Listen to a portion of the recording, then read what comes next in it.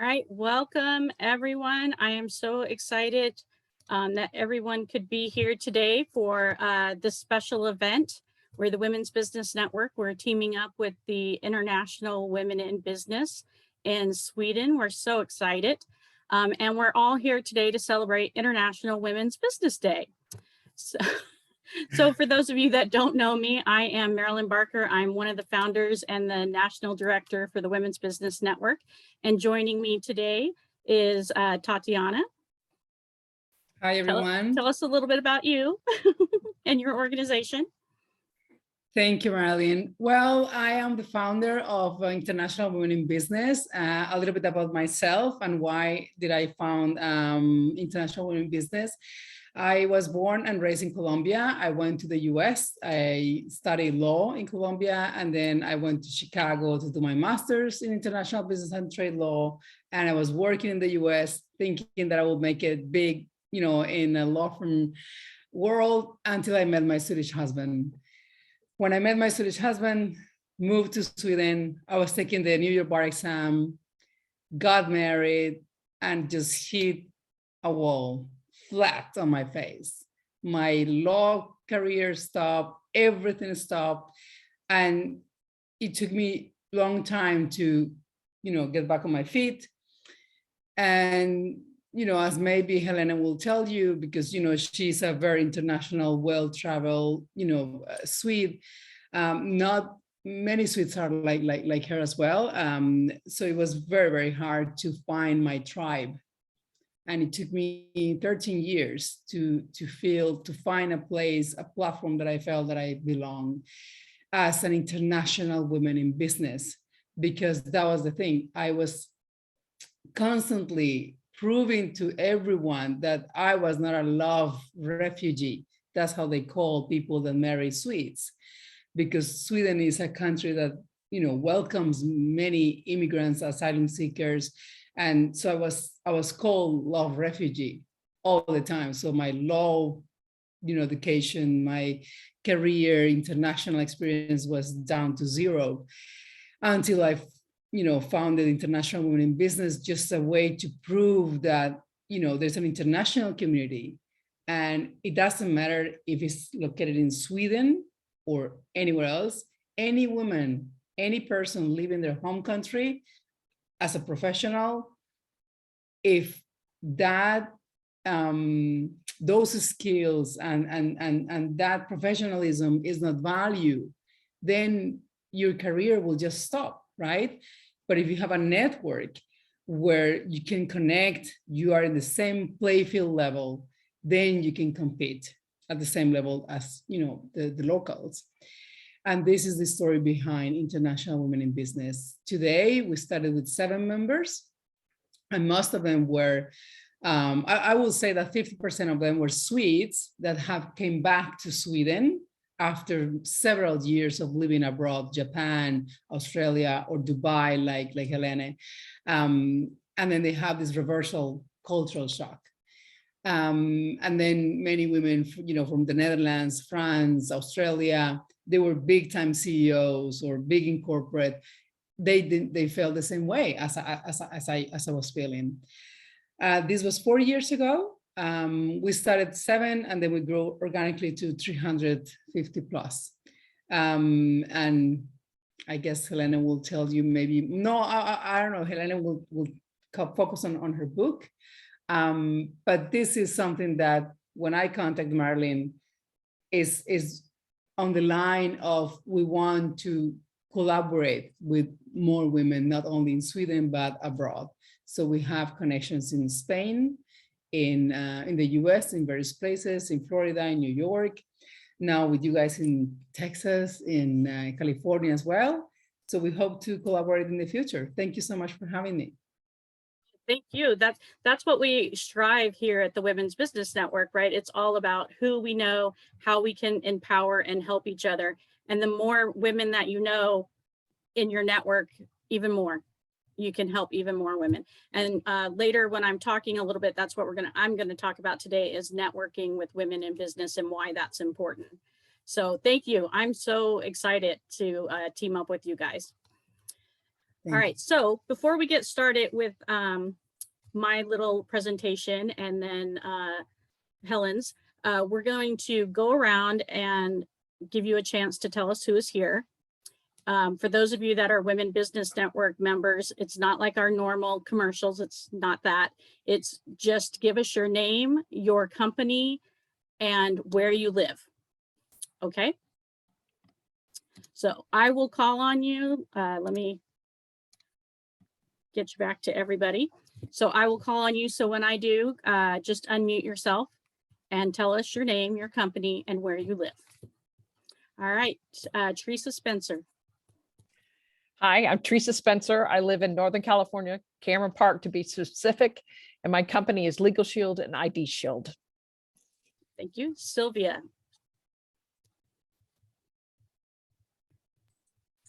My name is Sylvia Strauss, and I live in Tucson, Arizona. And I am with Melaleuca, the wellness company. Patty. Patty Kempf, Designs by Patty K, and I'm in Vallejo, California.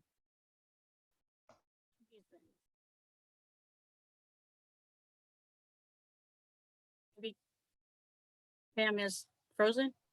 Oh, no. Oh, there we go. There you Hi, are. hi, Pam Huseman, Organized Solutions. I am in Vacaville, California. Lori. I am Lori Blanton. I am in Toledo, Ohio, and I am with Melaleuca, the wellness company. Jennifer. You bet. Good afternoon and evening. I'm Jennifer Hatz. I'm actually located around La Crosse, Wisconsin, and I work for Vivial. Terry. Hi, I'm Terry. I live in Sparks now, formerly from Vacaville, and I am Terry's Threads, custom machine embroidery. Kara.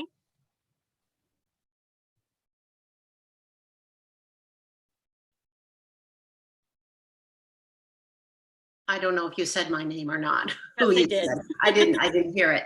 Okay, Vera Gleason, and I live in Northern California, in Vacaville, California, and I am a realtor and determined to move you. Tiny. Hi, ladies. I'm Tiny Bui, and I live in Corona, Southern California, and I am with Melaleuca, the wellness company. Beth.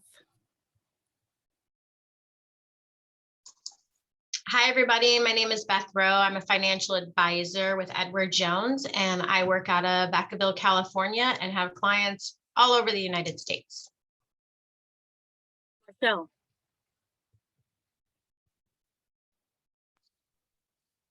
Hi, I'm Marshall Guerrero. I live in Oroville, California.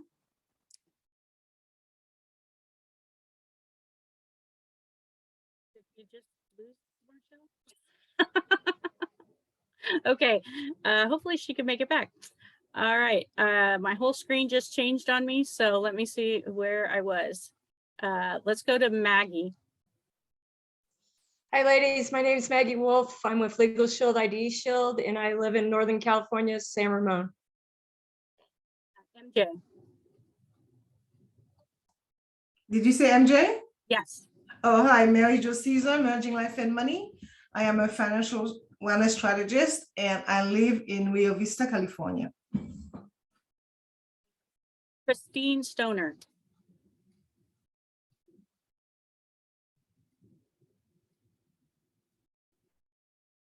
Okay, we'll come back. Christina Matcham.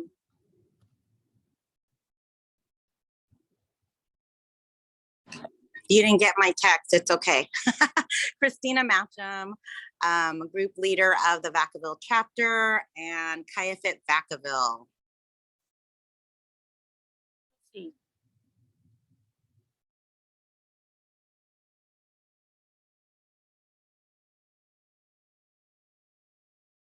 Maybe. Chelsea, are you there? Can you guys hear me? We can now. All right. Hi, everyone. Chelsea Dunnington, out of Vacaville with State Farm and Pampered Chef. All right, Christine Stoner.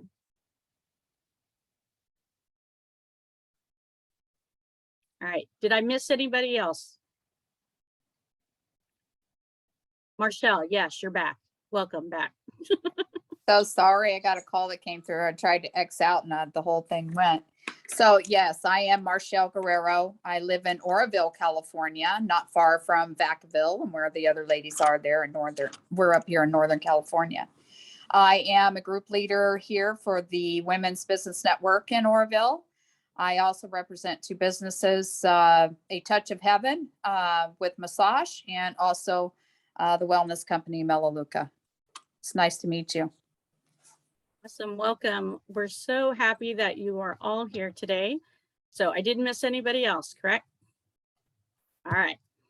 So today, International Women's Business Day. We're very excited to be here. So today I am going to talk a few minutes about networking and why it's important to network with women in business, and a little bit of statistics on women in business. Women in business have come a long way from like the 60s and 70s.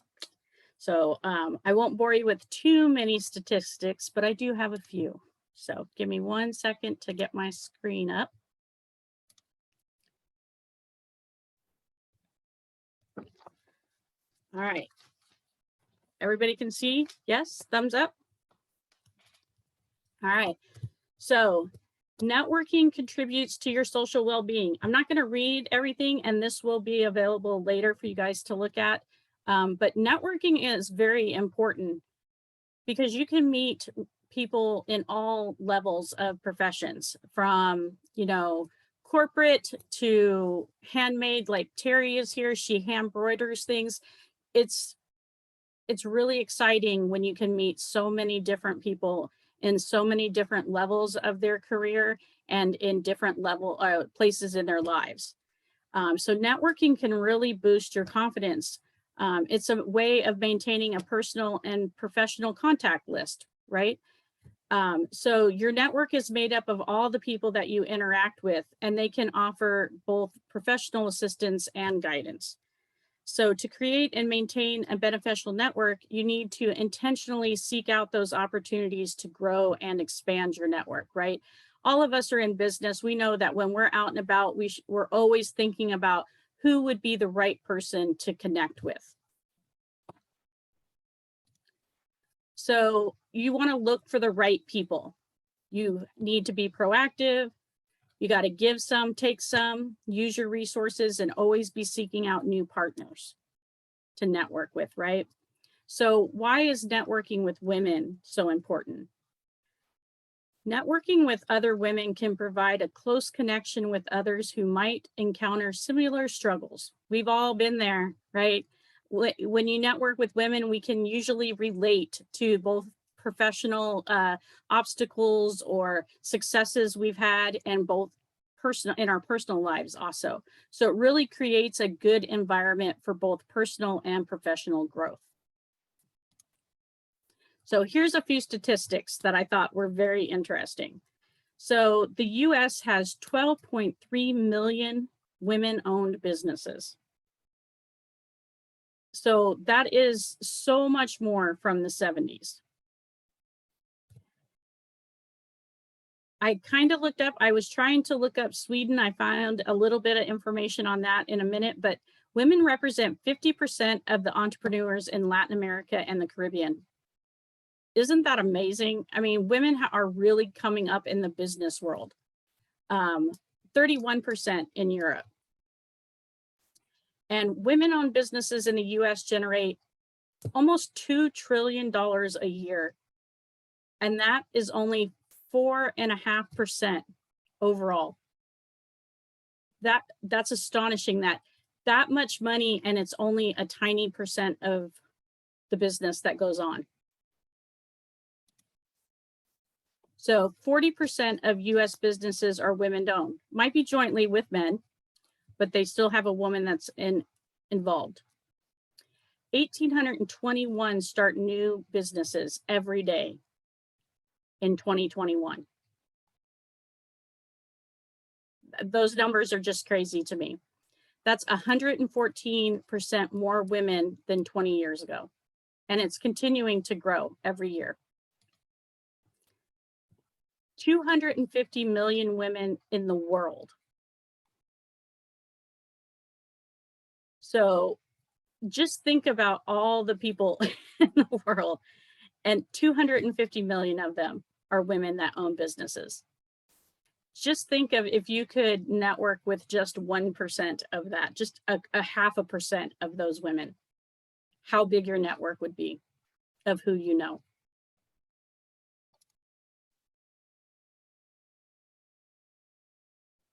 All right, so women have an enormous effect to be present on the map of success in entrepreneurship in the last century. And this impact is significant, and we're doing so much more. So why women should network with each other is we're going to support and empower each other. Nobody can lift you up like another woman, right? We think and network differently than men do. So it's good to, you can have networking groups where you do network with men, but then there's those groups that are with women. You're going to get something different out of that.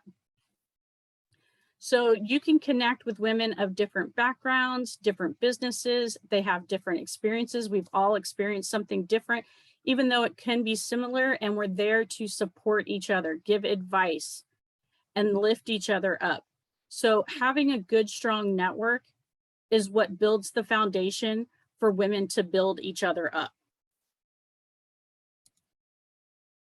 And if you need some of the resources where I got all those statistics, that'll be at the end of the slides. So the Women's Business Network, when Christina and I founded this in 2011, that was it. It was just, we started out really small. We only had a few members, and it was just really because we needed to get out there and support each other. Just be there for each other. And then it's grown so much since then. You know, those of you that don't know, you know, we expanded nationally in 2019, and it's, even with COVID, we've still done really well because there's a need for women to network with each other and support each other. It's good for our mental health and it's good for our business, right? So the Women's Business Network, what we've always strived on, what sets us apart from other networking businesses or groups, is we're a relationship-based business group. We're here to do business, but we're here to support each other in other ways too. So it's not all about who do I know that I can refer business to you. Yes, that's a piece of it, but it's more about leaning on each other and empowering each other, and how can we support each other? Is it business advice? Is it just a motivational meme? Is it just leaning on someone or asking a question? You know, you make friends too, along with your business connections. And then it's about who does that person know that we can connect with on that level also.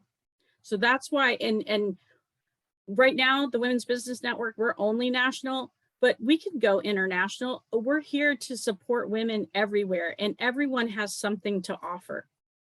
So even if your business can't do business internationally, it's not just about getting business.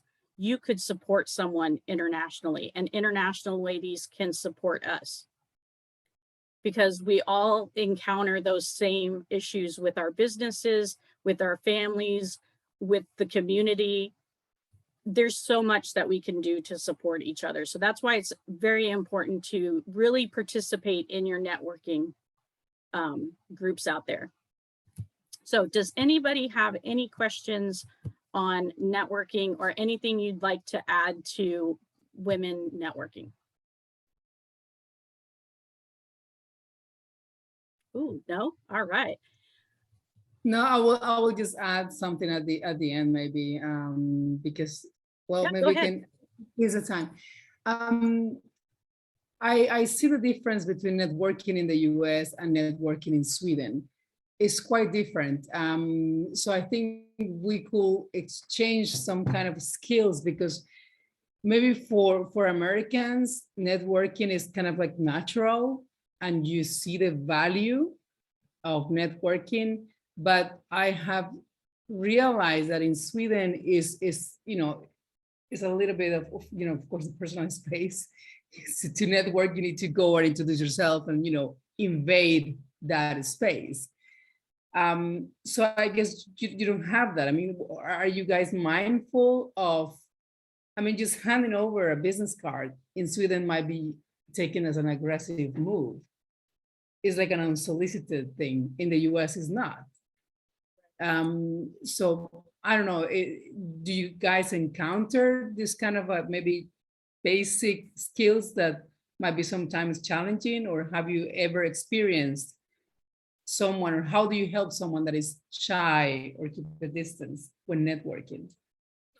That's actually very good, because that is what we have always had. Our foundation at the Women's Business Network is we like those people that have no idea what to do, how to talk. There are women in here that when they first came to our meeting could not even say their name, their company, because it was too nerve-wracking. And now they're giving 20-minute presentations, because it is, I think the world has changed a little bit. Now it's a lot of people don't understand what networking really is. And so we welcome everybody, and we want it to be that comfortable place where if you get up and you start talking and you totally lose your train of thought, it's totally okay, because we've all been there. We don't want people to feel intimidated. We want everyone to feel welcome. And there are still a lot of people, I think, in the US that I've encountered, that they don't know how to give a business card without it being shoved in there, not welcomed, or they don't know how to truly network with someone. But that's why we're here, right? All of us have been there at the very beginning, and we want to have that security. We want people to feel comfortable and not intimidated. Okay, yeah, that's the part that I think sometimes in Sweden is lacking, to make the other one that is approaching your circle comfortable. So thank you for that input. Thank you. Part of our meetings is always a educational part. We always have some type of training at our meetings, and we do a lot of training on how to do a commercial, how to do a presentation, how to build your business card, all of how to give your business card, because a lot of people don't know, and we don't want them to feel inferior because they don't know that. And a lot of people are nervous about asking, right? Because they feel like they don't know. So we do that because we just want everyone to, be successful in their business. Maybe we can plan an event where we can learn from you guys. How to yes, it's a back and forth, right? We can learn from you and you guys can learn from us. So yes, we would love that. Yeah, I can talk about the cultural shocks when networking, for example. So then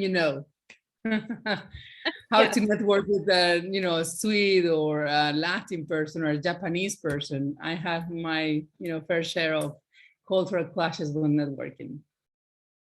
That's something for us to talk about. Mm-hmm. All right. So any other questions or anything? Yes, Patty.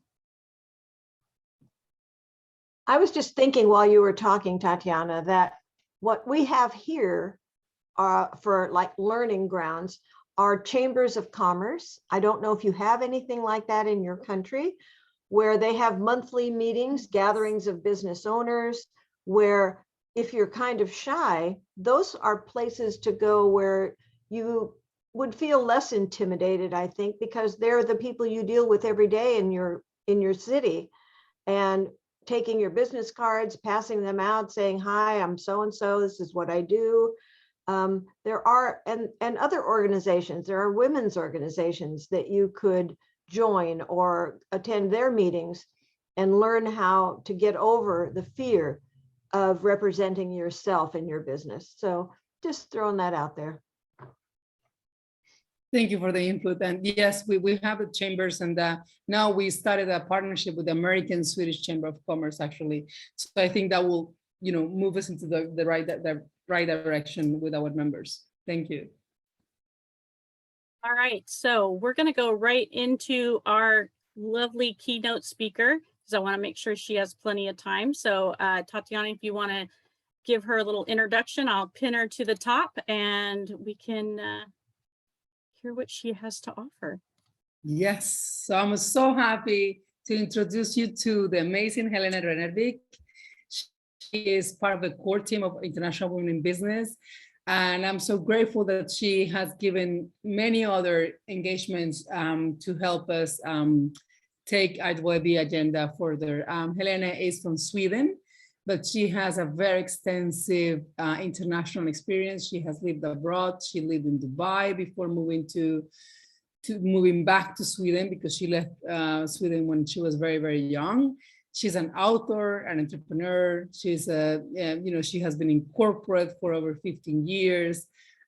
She called herself the mistress of buried treasures, and she will explain why. But her focus today is the outdoor part that she has. She wears many, many hats, but one of the things that struck me about Helena when I met her was the story behind her book and her life, her personal journey into living corporate, living a different world, and then writing, hoping and coping.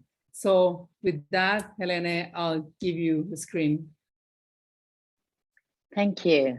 So my name is Helen Renovic, and today I'm going to speak about living in the unknown. We did that, all of us, all over the world for 2 years.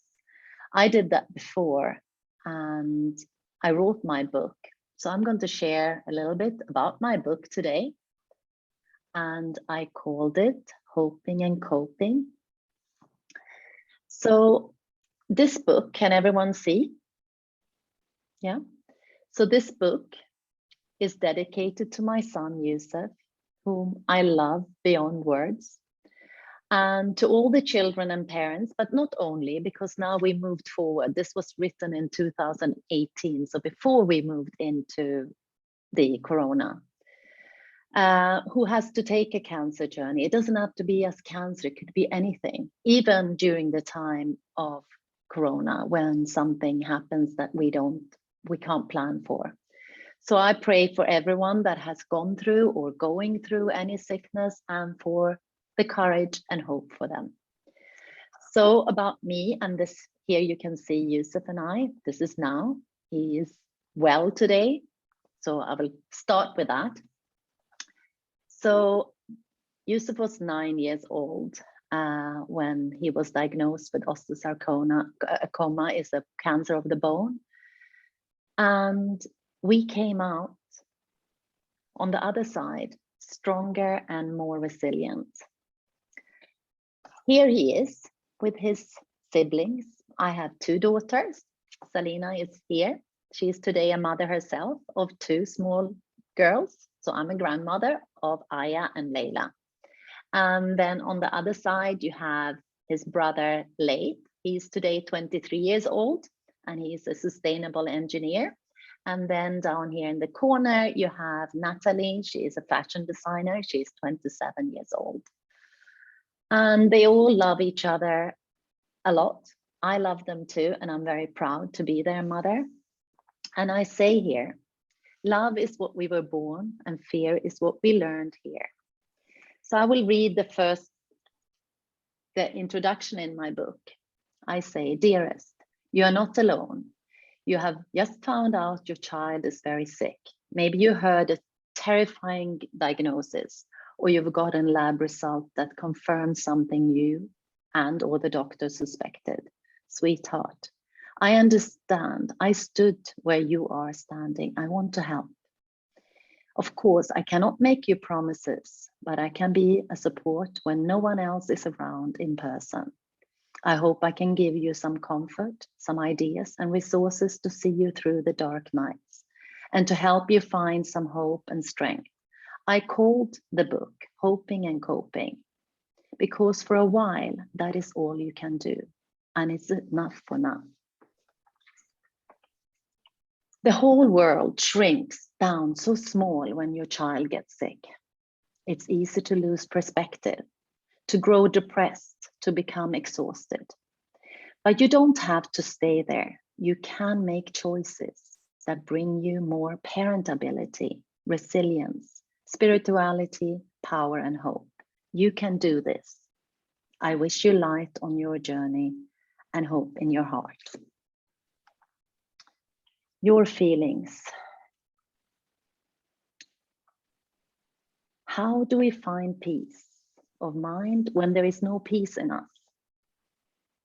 When events are beyond our control, the one thing we can do is to have our conscious choices and our powerful questions, such as, what do I do with this situation? Sorry, I see my thing. So here you can see Yusuf is with a broken leg. This was after his football practice. He had gone to school like he normally did in Dubai. He went to school in the morning and he had football practices. And I got a call at 3 o'clock saying your child has fallen and it seems like he has broken his leg. I called his father who was out and I asked, could you please go to the school and pick him up? So he took him to the hospital. So many thoughts goes through your mind when this is happening. I don't know, maybe some of you have children. They can break their arms, they can break their legs and whatever, but this was a big event for me because nothing had happened like this big. So we all went to the hospital to see what had happened. And here you can see he has his leg in a cast. And what I said, this was on the 1st of February, 2015. It was a normal day. He went to school. But normal days sometimes turn out that they are not normal. We moved forward. 3 weeks later, he was at home during this time for 3 weeks. That was a big issue for me to take him, out to the bathroom was a hard thing. Shower, worrying about his homework, etc., like parents do. But then we got a call. He actually broke his leg again, which was a savior. We got back into the hospital. Then in the afternoon, they called us and said, we would like you to come in and do a further test. That was on a Sunday. On Tuesday, we were worrying. I mean, what can have happened with a broken leg? On Tuesday morning, that changed my life forever. I was called out into the corridor where the doctors stood and they said, we believe your son has got UN sarcoma. That's what they believed then. And I'm like, UN sarcoma? UN was his friend. And sarcoma, that sounded really invasive. I was in a bubble. If any one of you have gone through when you get a shock, I was inside this bubble. I was just trying to keep up. My heart was beating fast. I didn't want to hear what I was hearing. The doctors, I said, so what am I supposed to do? Go back to your country, back to my country. I'd lived in Dubai for 25 years. What is he telling me? Go back to my country. Well, I went into the room. I told Yusuf I didn't want to worry him. I went down to the cafeteria. My daughter called me. She was then not a mother, but she was a play therapist. She said, I will come there. Don't worry, Mom, because a time like this is very difficult, because what am I going to tell my child? Selina came. We told Yusuf that we have found out that he is sick and we are going to do everything. What you usually have to do in a case like this, because children, they are very smart. He was 9 years old at that time. She was sitting down. She went into her therapist mode and she was watching him. She spoke short because not to make him worried, and that he listened. And she was trying to tell him about people that he knew about, because he knew at 9 years old, you know what cancer is. So we were telling him that, you know, about Uncle Omar, Auntie Jill, you know, they have gone through this and they are well. He wanted to know more, but we have to take you away from here and we have to do a biopsy. What is a biopsy? She was telling him in child language that he will be asleep. Is it going to hurt? He said, no, it's not going to hurt. You're going to be asleep. Although after he woke up from the biopsy a few weeks later, or 2 weeks later, it was it was excruciating pain. You know, he had so much pain. But then he moved forward. He had had enough during this moment. He said, will I die? Well, Selena said, we are going to try to do everything we can, and the doctors are going to help you and us, so you are going to get the best treatment. Something you have to do during these times is not to promise something, because children are very aware. He was aware of my stress. I was really going through stress, and Selena took me aside afterwards and she said, you have to be very careful, because he's aware, he can sense it. It's like children are like animals. They sense their parents, especially the mother. A mother and a child has a connection that they can sense us. So after that, I was always very aware. I was super aware of that. I always took a moment for myself so I could get centered, because there were so many things that came up during this journey.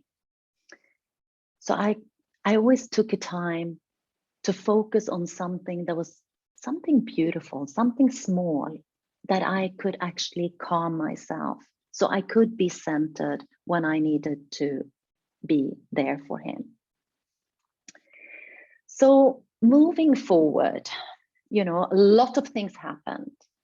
We moved from Dubai to Germany, and in Germany, that's when he started his chemotherapy for 3 months first.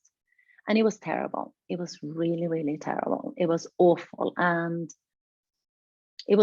I mean, if you read my book, it's a roller coaster of emotions. And that's not what I wanted to be there for, because I knew during this time I wanted to write, but there was no time. There was really no time. I was alone with him. I went from Germany, then eventually I came to Sweden, because I knew that it was going to take much longer. So staying in Germany wouldn't be the best for me. It could have taken 1 year, it could take 3 years. I couldn't get an answer from that. But one thing that I was always present. I learned during the whole time there to be present with Yusuf, and always look for the now and look for small things. I learned so much during this time, and Yusuf also, he learned that, you know, fear, if we don't go into fear, it's just up in your mind. Now I moved forward, I became a coach, and that's something to see your dragon. And the same thing with Yusuf, you know, to focus on what you can do. He lost part of his leg. So that's a new whole thing, you know, his sister and brothers were in all different countries. A lot of things went around in our family. You know, we were separated. He had to move to a country where he never lived, you know, leaving his school, leaving his friends. But we always looked for the possibilities. He sat in a wheelchair for a year. But as you can see here, then we started finding ways that he could move again. So he had taken away 18 centimeters of his leg. But he didn't lose it. He doesn't have a prosthetic outside. He has a prosthetic inside his leg. That looks like that. There you see Yusuf today. So a year after he had had an operation, then he can actually put his leg through this machine that his prosthetic is inside. It's a machine that actually lengthens, but only millimeters. He has since done another operation to change one mechanics inside so he can extend it, because first it extended 7 centimeters. I don't know how much that is in inches, like a hand. But he grew from 9 years old. He has grown. He was smaller than me, and now he's a head, you know, more than that, taller than me. So this machine is amazing. They have it in Northern Europe and also in Northern America. So this is where he has gone. So now he has actually finished his treatments, and it's past 6 years now. So now he's not in that risk zone that it will come back. and we are very grateful for that. And I'm very grateful. It might sound strange that I'm grateful for what we have gone through, but I'm grateful for that because we have come out different. I look for different ways of what we can do. And that could be for anyone. Like we have lived in Corona, we don't know what is going to happen. One thing that I did during this time when Yusuf was sick and we didn't know what was going to happen because he could have lost half of his leg. So I got him to go to all inspirational speakers. Nick Wojcic, he is a man that is born without legs and arms. So Yusuf got to see him. He invited him to the VIP room. And there he had heard about Yusuf's story. He asked him, so what would you like to ask me? And what did he ask? Yusuf asked him, how does it feel not to have any arms and legs? And he said, well, I don't know, because I was born like that. He has this little stump that he could actually move around with. You can see down here. But he said, how does it feel to have lost a leg when you have had legs? And Yusuf was sitting there because, you know, I mean, it looks like he has two legs, but one leg is not. There's a machine inside there, although it's a little bit, it looks the same. And also Yusuf got to meet Sheikha. She is a woman in Bahrain that also lost her arm for cancer, but she doesn't have an arm there. She took away the prosthetic. She is an iron woman. She lifts weights, she swims, she bikes, she does everything. So there is always ways, you can always find ways. And we support the Childhood Cancer Fund, and Yusuf has been part of that. And he's very proud to be able to do that. That's something that is really great here in Sweden. So today Yusuf is 16 years old, and we have gone through. And today he's actually a boxer. His surgeon, he said, no, I don't think, you know, you can play football again and this and whatever. But Yusuf is out of the wheelchair. He can move and he's doing wonders. And again, it is what we use our mind. And I would like to say the late Louise Hay, she said, it's important that parents love themselves first. She believed if we all did, it would be much more loving world. We would not only care for our children differently, we would teach them, modeling for them, self-care and self-love. So let me take away the guilt.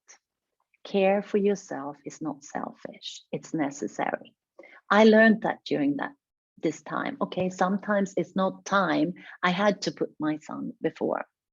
But I had moments when I had to take care of myself because else I wouldn't be able to care for him. But I have learned that more today. I am less I'm not that I'm less caring for my children, but I do take care of myself. And women, we have to take care of ourselves.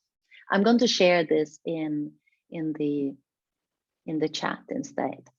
So that's a little bit about hoping and coping. Sometimes if we have a journey that we have gone through, there is a reason for it. There is a reason. So instead of looking, what's wrong with this? I usually turn it, what's right with this that I'm not getting?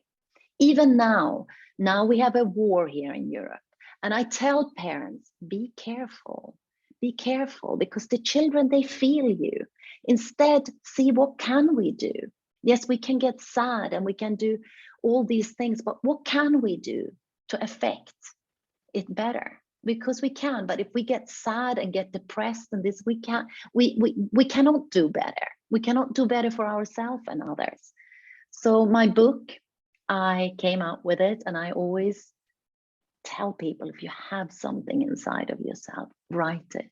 Because not only does it help you, I had a coach in America, and she took me through, because I had no idea how to write a book. I tried so many ways, but she got it out of me.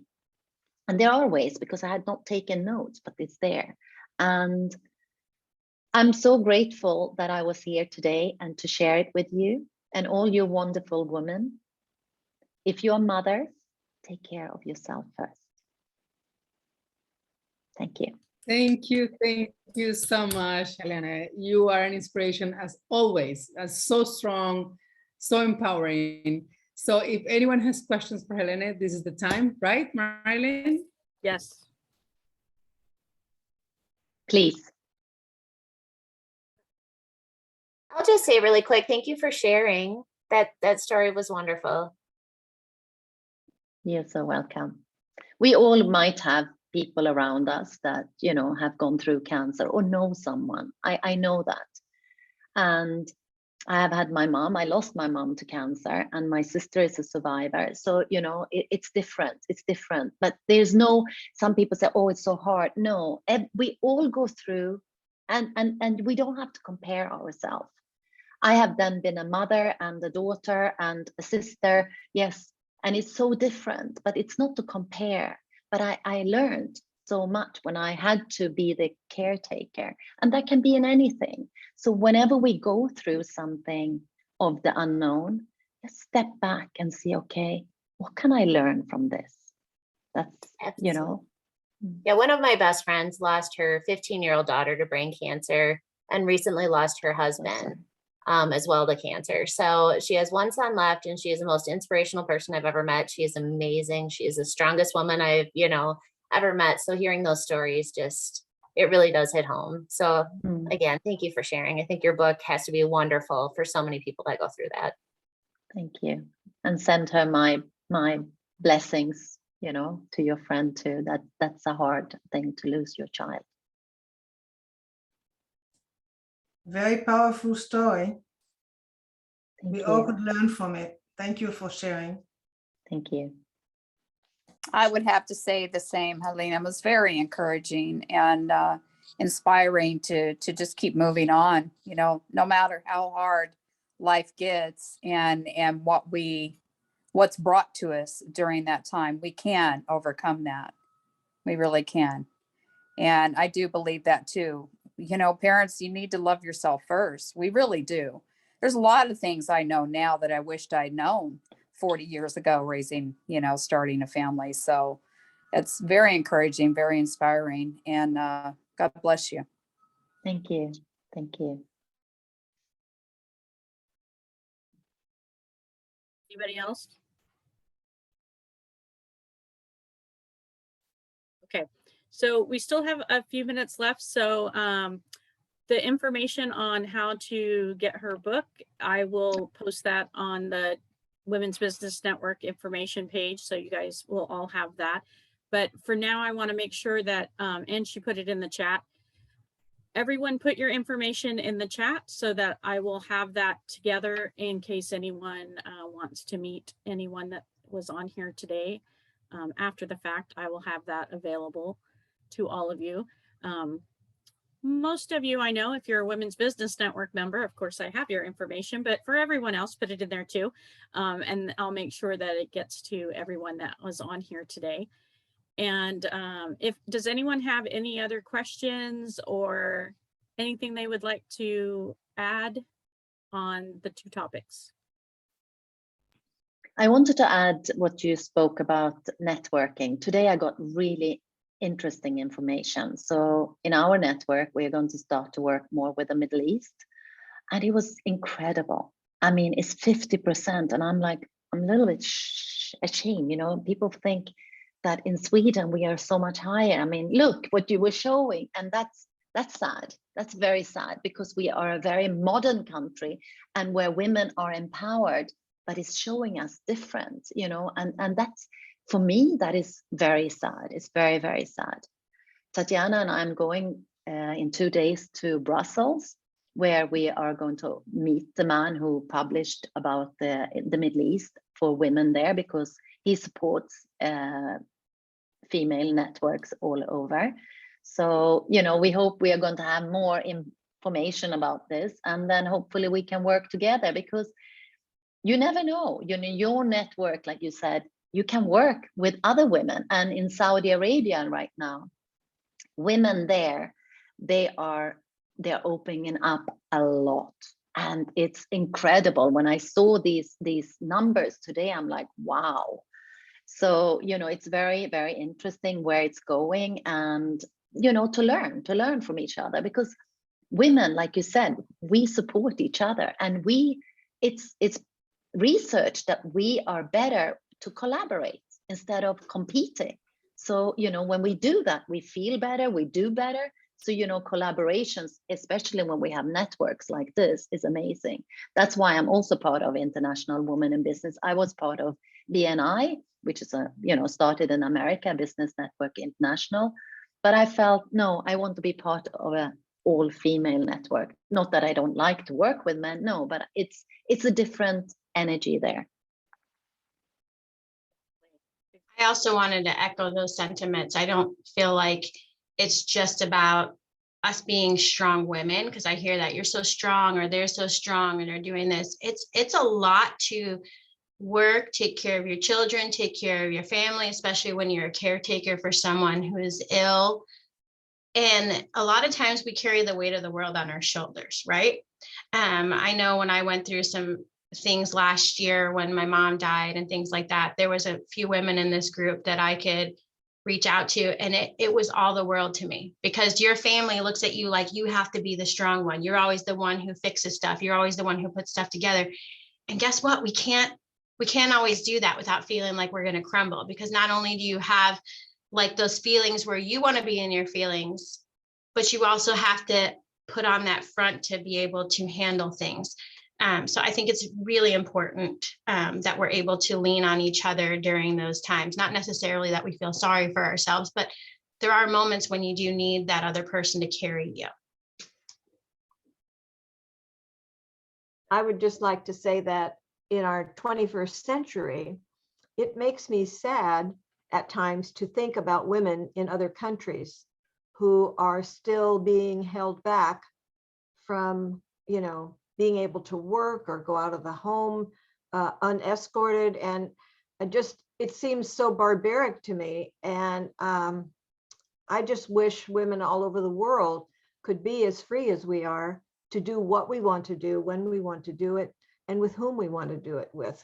And these internet groups, women getting together, and I just wish that for everybody. I mean, that they could sound their voices and be heard and be free to walk about or have a job or go to school and do the things they want to do. It just makes me sad sometimes to think about it. Patty, that is exactly why we are so excited about getting into connecting and helping each other with the women in Saudi Arabia, because maybe we think that they are not powerful enough, but they are very powerful. But if we can exchange, some knowledge and networks, it will be amazing, because it will also empower us business-like.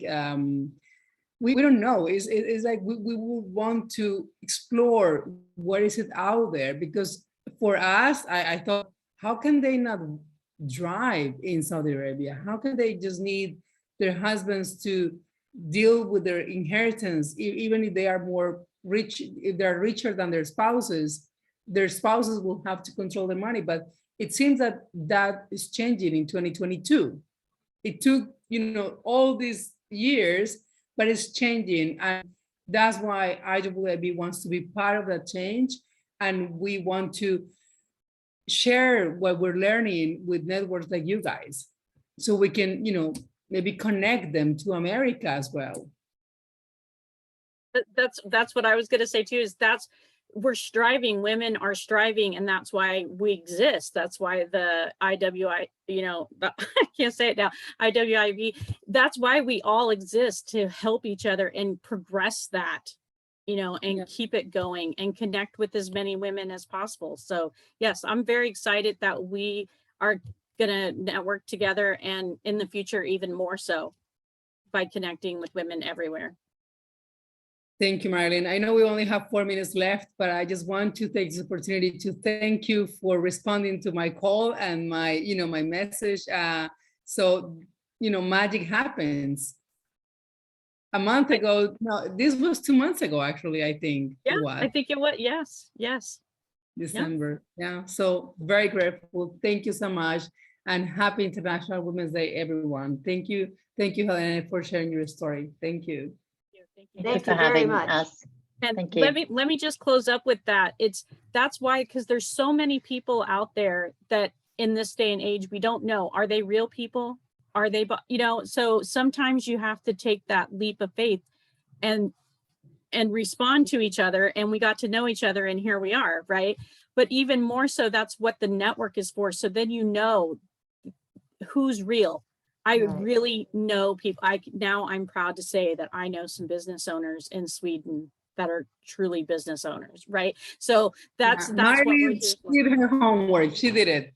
A Colombian out of nowhere in Sweden. And she's fantastic. Tatiana is just like, wow, I'm so happy that I met her. Yes. Thank you. Good collaboration. We look forward to doing more things in the future. And like I said, if you haven't put your information in the chat, do so. I'm going to leave this open for a couple minutes so I can make sure that we get everybody's information, and then that will be available. I will send out the information to Tatiana, and I will put it out on the Women's Business Network on our pages also.